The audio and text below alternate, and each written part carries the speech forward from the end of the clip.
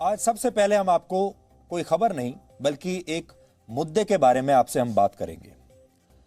आज पूरे देश में सुशांत सिंह राजपूत की मौत के मामले में आरोपी रिया चक्रवर्ती के एक इंटरव्यू की चर्चा हो रही है, क्योंकि रिया चक्रवर्ती ने अपना पहला इंटरव्यू एक न्यूज चैनल को दे दिया है और पूरे दिन आज देश भर में यही चर्चा होती रही कि यह इंटरव्यू करना सही है या गलत।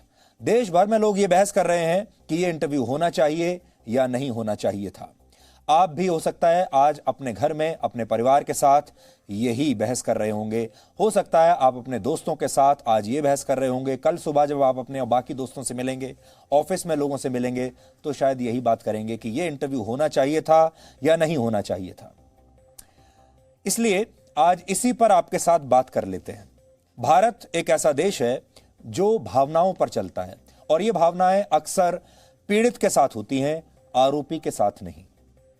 रिया और उसका परिवार सुशांत सिंह राजपूत की मौत के मामले में आरोपी है।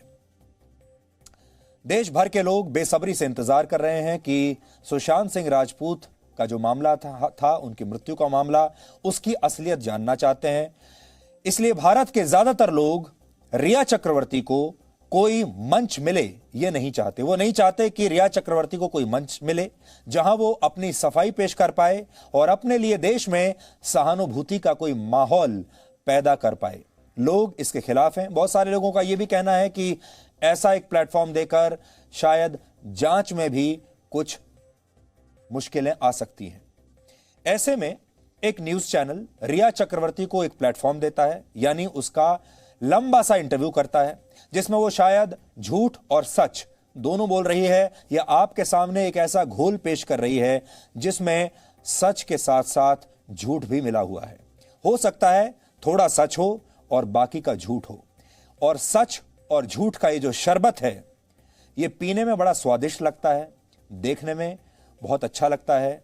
बड़ी मसालेदार खबर है ये, और ये खबर बनाने वाले को भी बड़ी अच्छी लगती है, इंटरव्यू लेने वाले को भी बड़ी अच्छी लगती है, इंटरव्यू देने वाले को भी बहुत अच्छी लगती है, और जो लोग देख रहे हैं उन्हें भी बहुत अच्छी लगती है। यानी इसमें हर तरफ फायदा ही फायदा है। सबसे ज्यादा फायदा उसका है जिसने ये इंटरव्यू दिया, यानी रिया चक्रवर्ती का फायदा सबसे ज्यादा है, क्योंकि रिया चक्रवर्ती को बैठे बैठाए एक बहुत बड़ा प्लेटफॉर्म मिल गया जिसकी वजह से अब वो देश विदेश में अपने लिए सहानुभूति का माहौल पैदा कर सकती है। जो लोग इन्वेस्टिगेट कर रहे हैं उन्हें भटका सकती है झूठ बोलकर। दूसरा फायदा पत्रकार को या चैनल को होगा, क्योंकि उन्हें यह बात पता है कि अगर उन्होंने ये इंटरव्यू किया तो छप्पर फाड़ कर टीआरपी आएगी। तीसरा फायदा उन दर्शकों का है जो दिन रात सिर्फ सुशांत की खबर देखना चाहते हैं और वो रिया के बारे में भी जरूर देखना चाहेंगे। इसमें दो बातें हैं जो बिल्कुल कहीं पीछे छूट गई हैं। मीडिया के लिए नैतिकता की लक्ष्मण रेखा क्या होनी चाहिए, मीडिया को ये इंटरव्यू करना चाहिए या नहीं, ये जो सिद्धांत है ये बिल्कुल पीछे छूट गया। दूसरा सिद्धांत जो पीछे छूट गया वो ये है कि देश के दर्शक, देश के लोग क्या चाहते हैं।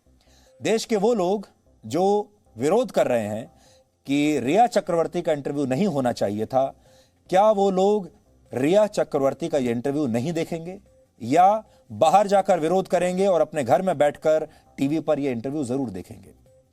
सुशांत के पिता का कहना है कि रिया ने ही उनके बेटे को जहर देकर मारा है। पहले आप सुशांत के पिता का यह आरोप आज सुन लीजिए। आज ही उन्होंने एक नया स्टेटमेंट आज जारी किया है। आज उन्होंने यह आरोप लगाया है। सुशांत सिंह राजपूत के पिता ने आज क्या कहा है, आप आगे बढ़ने से पहले यह देख लीजिए।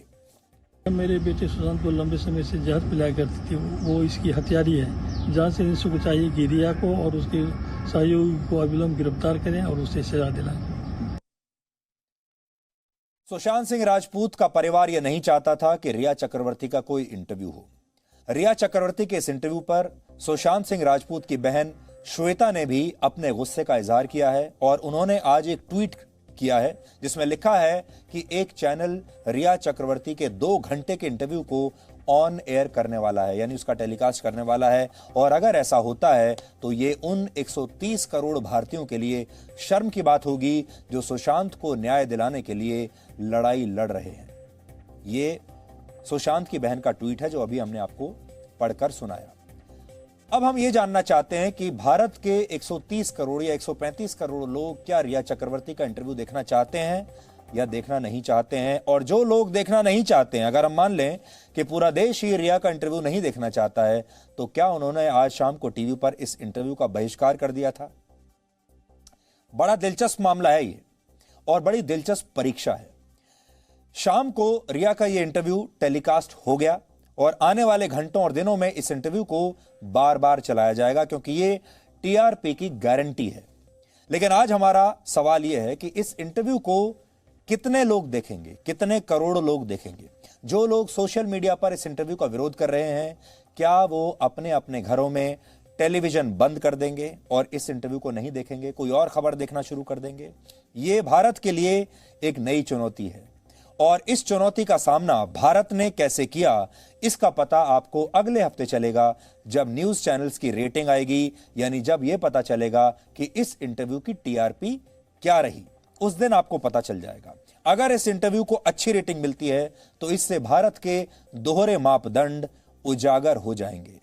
इस इंटरव्यू ने भारत के मीडिया को भी एक्सपोज कर दिया है, नैतिक और कानूनी रूप से क्या ठीक है और क्या नहीं। मीडिया ने आज इन दोनों ही बातों को नजरअंदाज किया है, जिसको आप अंग्रेजी में डबल स्टैंडर्ड्स कहते हैं। सब कुछ जो कंटेंट आपके लिए बनाया जाता है, उसके केंद्र में एक ही चीज है। उसके केंद्र में ना तो नैतिकता है ना कानून है, उसके केंद्र में है टीआरपी। क्योंकि किसी भी न्यूज चैनल के लिए टीआरपी ही असली करेंसी है। अगर टीआरपी के नजरिए से कोई चीज ठीक है तो फिर किसी को भी कानून और नैतिकता की परिभाषा से कोई फर्क नहीं पड़ता। अगर टीआरपी अच्छी है तो थोड़ी देर के लिए नैतिकता को घर छोड़कर आया जा सकता है। बड़े बड़े पत्रकार ऐसे मामलों पर जब कुछ लिखते हैं तो वो नैतिकता की खूब दुहाई देते हैं। आपने देखा होगा हमारे देश के बड़े बड़े पत्रकार हैं जो सोशल मीडिया पर बड़ी बड़ी बातें लिखते हैं। ये बातें सिर्फ तब तक लिखते हैं जब तक उनका सामना ऐसी स्थिति से नहीं होता, लेकिन जब उनका सामना होता है, लेकिन जब बात टीआरपी की आती है, जब सामने आपके एक मसालेदार खबर रखी होती है और आपको बस उसे उठा लेना है, तो इस नैतिकता की कुर्बानी सबसे पहले दे दी जाती है।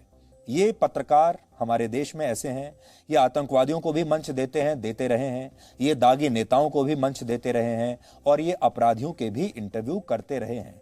ऐसा नहीं है कि ये सब कुछ पहली बार हो रहा है, इससे पहले भी ये सब कुछ होता रहा है। आपने इस देश में सब कुछ देखा है, लेकिन स्थितियां लगातार बदलती जा रही हैं। सोशल मीडिया अब बहुत मजबूत हो चुका है, लोग अपनी भावनाएं सोशल मीडिया पर व्यक्त करते हैं और 2020 की जो चुनौतियां हैं वो एकदम नई तरह की चुनौतियां हैं। इसलिए आज जो कुछ आप देख रहे हैं इसे आप एक नई तरह की चुनौती मानिए और इसे आप एक नई तरह की परीक्षा मानिए। यह मीडिया की परीक्षा है, लेकिन साथ ही यह देश के लोगों की भी परीक्षा है। मीडिया में अक्सर ऐसी स्थितियों का सामना करना पड़ता है जब किसी खबर को दिखाने में कानूनी रूप से कुछ भी गलत नहीं होता, लेकिन नैतिक तौर पर इसे सही नहीं माना जाता। हर पत्रकार का सामना ऐसी स्थिति से अपने जीवन में कभी ना कभी जरूर होता है। मेरा सामना भी कई बार ऐसी स्थितियों से हुआ है और जितने बड़े पत्रकार होंगे इस देश में, जो चैनल होंगे, उनका सामना भी ऐसी स्थितियों से होता रहता है। लेकिन अक्सर टीआरपी की होड़ में इस बात की अनदेखी कर दी जाती है कि नैतिक रूप से क्या सही है।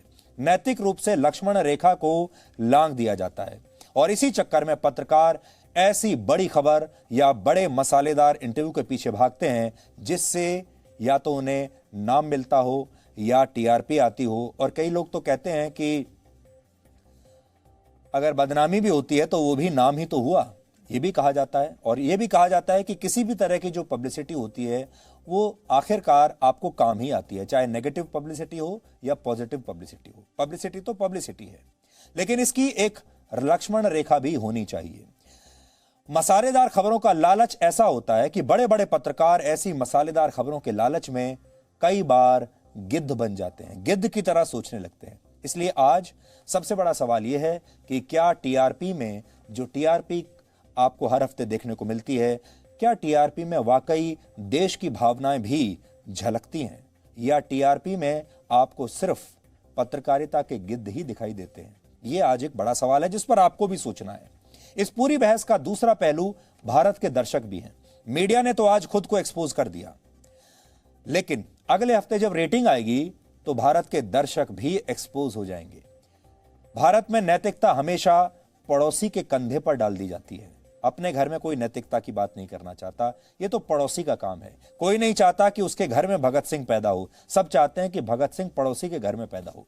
लोग खुद वही करते हैं जो उन्हें करना होता है। इसलिए हो सकता है आज बड़ी संख्या में ऐसे लोग हों जो रिया के इस इंटरव्यू का विरोध कर रहे हैं, लेकिन अपने घर में वही इंटरव्यू देख भी रहे हैं। इसलिए एक हफ्ते का इंतजार कीजिए और आपको समझ में आ जाएगा कि जिस चीज को आज सोशल मीडिया पर गलत कहा जा रहा है उसके बारे में भारत के लोगों का फैसला क्या है।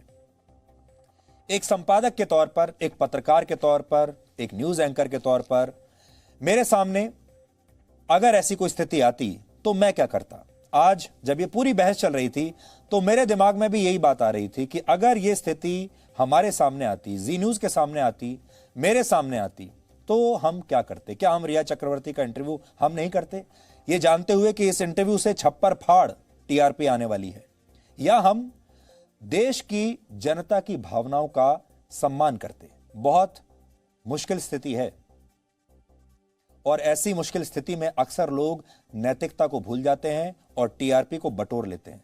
लेकिन आज हम आपसे कहना चाहते हैं कि इस बात की बहुत बड़ी संभावना है कि अगर यह इंटरव्यू जी न्यूज को मिल रहा होता, हमें मिल रहा होता, तो शायद हम देश की जनता की भावनाओं का ध्यान रखते हुए, शायद सुशांत सिंह राजपूत के परिवार की भावनाओं का ध्यान रखते हुए हम इस इंटरव्यू को नहीं करते और रिया चक्रवर्ती को इतना बड़ा प्लेटफॉर्म हम नहीं देते कि वो देश के लोगों के सामने सच और झूठ का बहुत ही स्वादिष्ट लगने वाला ऐसा शरबत पेश करे, जो शरबत है तो बड़ा स्वादिष्ट, पीने में बहुत स्वादिष्ट लगेगा आपको, लेकिन उसके साइड इफेक्ट्स बहुत ज्यादा हैं।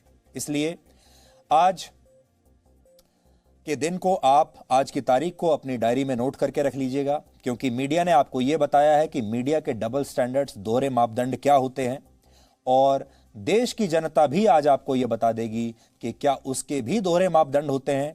भारत का समाज भी आज आपको यह बता देगा कि क्या उसके भी दोहरे मापदंड होते हैं। और अगले हफ्ते जब आप रेटिंग देखेंगे तो आपको यह भी समझ में आ जाएगा कि जो टीआरपी आती है न्यूज चैनल्स की या बाकी के चैनल्स की, क्या उस टीआरपी में क्या वो सच्चा रिफ्लेक्शन होता है, क्या वो आईना होता है देश की मर्जी का, लोगों की मर्जी का, या ये टीआरपी भी नकली होती है। ये सारी बातें ऐसी हैं जो 2020 के संदर्भ में बहुत महत्वपूर्ण है, क्योंकि आप इन सब बातों को सुनते रहते हैं। आप अलग अलग न्यूज चैनल्स को इस बात पर जज करते हैं कि किसकी टीआरपी कितनी ज्यादा है, और आप सोचते हैं कि जिसकी जितनी ज्यादा टीआरपी है वो चैनल उतना ही ज्यादा लोकप्रिय है। इसलिए आप सब के लिए, देश के लिए, समाज के लिए अब इस बात पर विचार करना जरूरी हो गया है अब 2020 के बाद से कि आप जो कुछ देख रहे हैं क्या वो नैतिक है, क्या वो नैतिक रूप से सही है। जो कुछ आपको दिखाया जा रहा है ये आपकी भलाई के लिए दिखाया जा रहा है, ये इसलिए दिखाया जा रहा है क्योंकि ये खबर है, क्या ये इसलिए दिखाया जा रहा है कि ये खबर का एक बहुत महत्वपूर्ण पक्ष है, या ये इसलिए दिखाया जा रहा है कि ये आपके जरिए टीआरपी बटोरने का एक हथियार है। इसलिए आपको इन सारी बातों को पहचान करने की आवश्यकता है।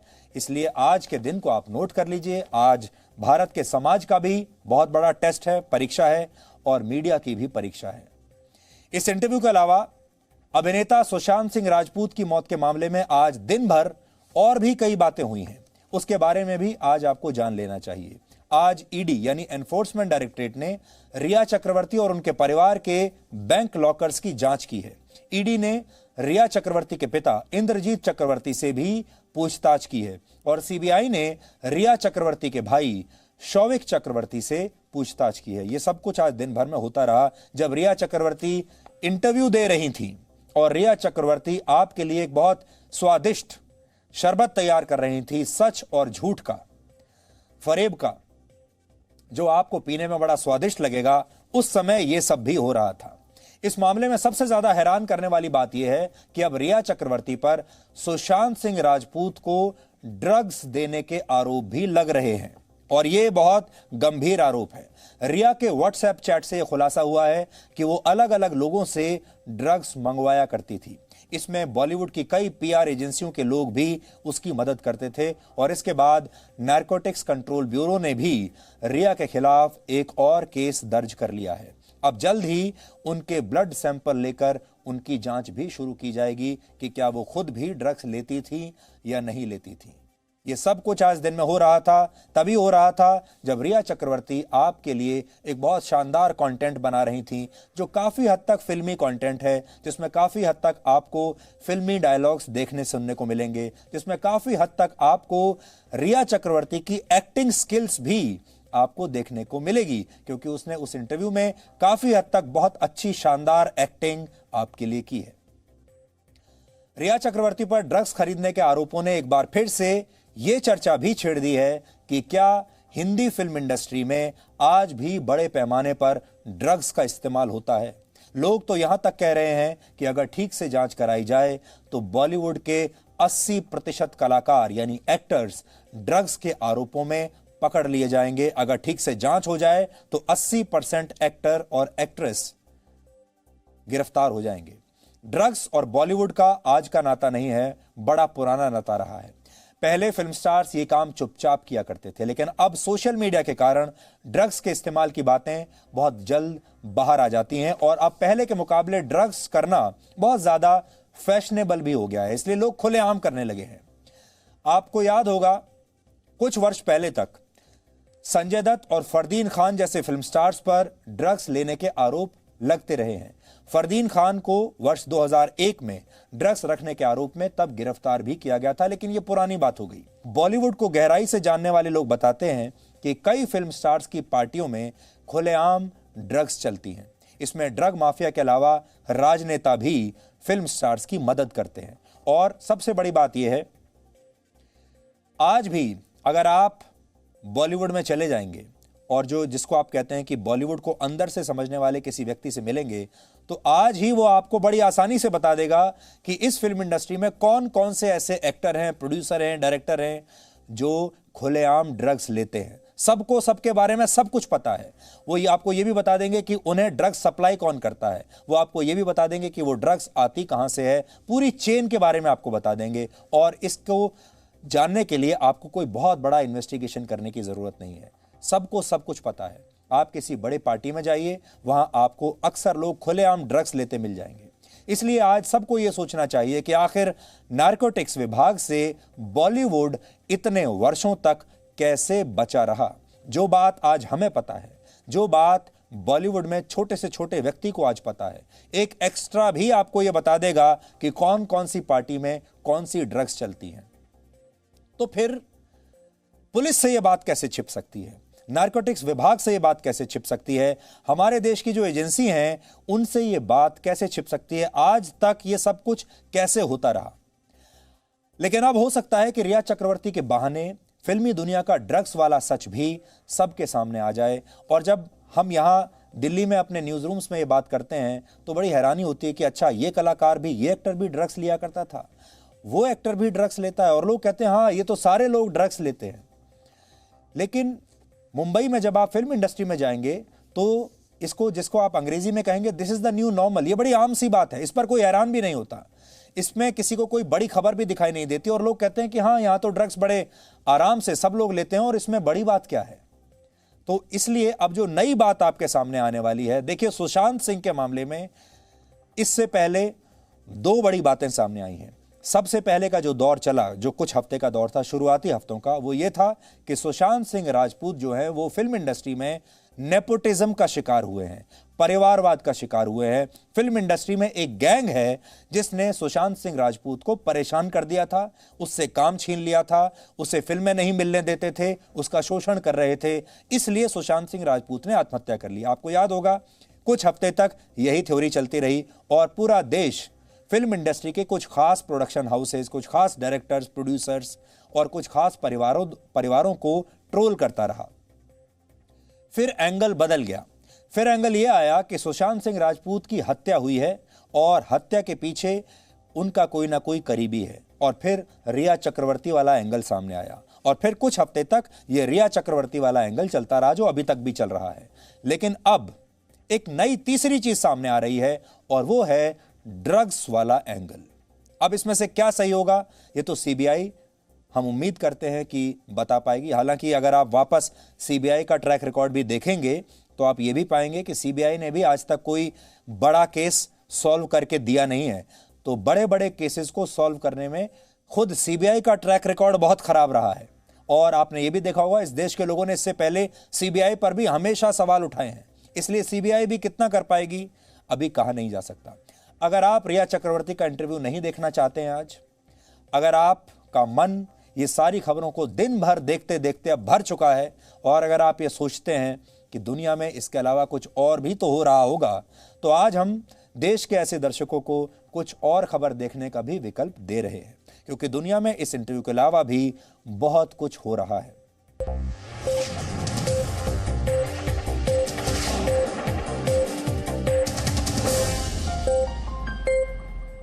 Presenting B News app, available on Google Play and App Store. Download it now.